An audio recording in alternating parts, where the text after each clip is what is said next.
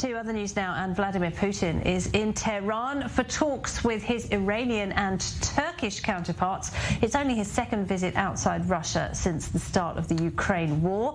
Easing food shortages, the war in Syria and the Iran nuclear deal are all on the agenda. And already the Russian gas giant Gazprom has signed a major agreement with Iran. It's reportedly worth billions. Well, to discuss the visit, I'm joined by Camelia Entekhabifard. She's the editor-in-chief of the Independent Persian, and Anna Borschevskaya is a senior fellow at the Washington Institute for Near East Policy. A warm welcome to you both. Camelia, and this visit, of course, comes hot on the heels of President Biden's visit to the region. Both Russia and Iran, of course, the target of Western sanctions. Is this primarily about getting around those sanctions?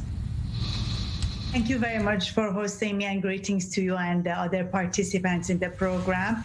They came to Tehran to review Biden's consequences of visit in Israel and Saudi Arabia.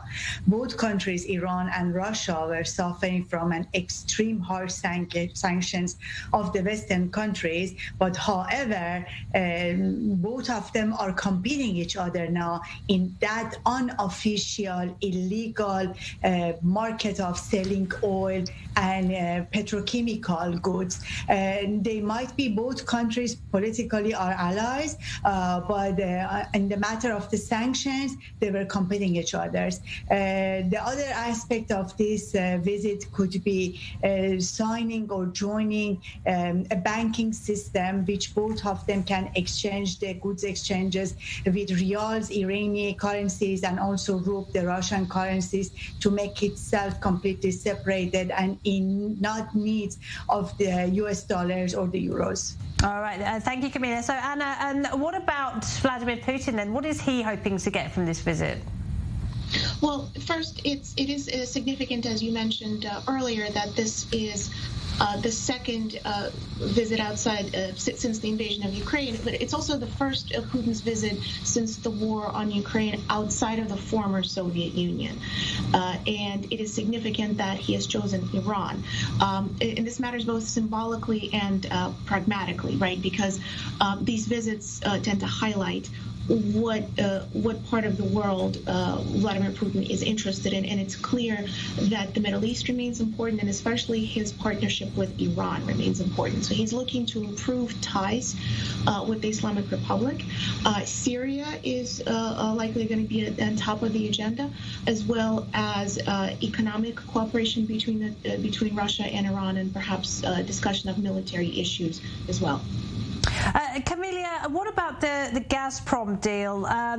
Russia's been telling Europe that it's cutting off the gas, yet here it is signing a big deal with Iran. At the same time, we heard recently, didn't we, that Iran is selling Russia drones. How do you see this new development in terms of trade and defense?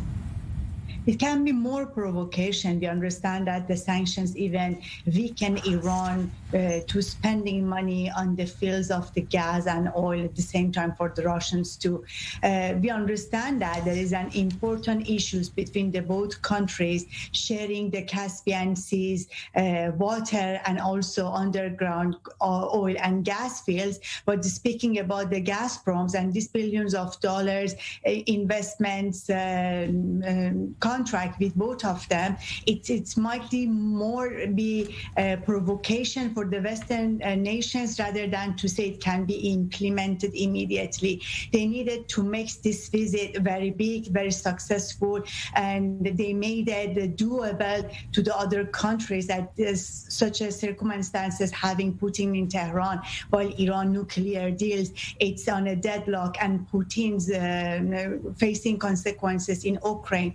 I'm not sure if about the drones they were signing any deals. We read different reports that Russia is not interested about these small drones Iranians are producing. They are looking for much bigger one, can carry the missiles. But however, Iran doesn't like to get so much involved in Ukrainian war. They are supporting Russia, but they want to stay away from directly get involved. I'm not sure if truly Russia is in need in Iranian military equipment, but what we heard mainly it can comes back to those economical benefits for both of the nations, while both of them suffering so much from the sanctions. Okay, Camelia, thank you. And Anna, we should talk about President Erdogan, of course, who's also at the talks. This is the first time that Putin will be coming face-to-face with a NATO leader since the invasion of Ukraine. How significant is that? Well, the most important thing is whether or not there is going to be a Turkish incursion into Syria. And again, this is where Syria is playing such a central role in this summit. It's clear that Erdogan is looking for an incursion. Perhaps what will happen during this discussion is negotiation of where specifically it will take place, whether or not Iranian Shia militias would need to be out of the way, and so forth. And so in the past, Putin and Erdogan worked out these ad hoc deals, and it's possible that something to that effect might be in the cards, and that's something, again, to watch. Just briefly, do you expect a big announcement on Syria? Well, it's not so much an announcement, perhaps, as a Turkish military incursion, as a possibility. That might come soon after the summit. All right. And Camelia, just very briefly from you, are we going to see any developments on the Iran nuclear deal? Possible, because still Russia has a big word to say and consulting Iranians or give them advices over this deal. What I understand from current statements from Iranian officials, they are looking to bargain as much as possible from the United States before they were accepting the conditions of reviving the deal. We understand that Russia is so much against Iran having nuclear bomb. Also China, it may supporting Iran vision politically, but both are not accepting Iran armed with a nuclear bomb.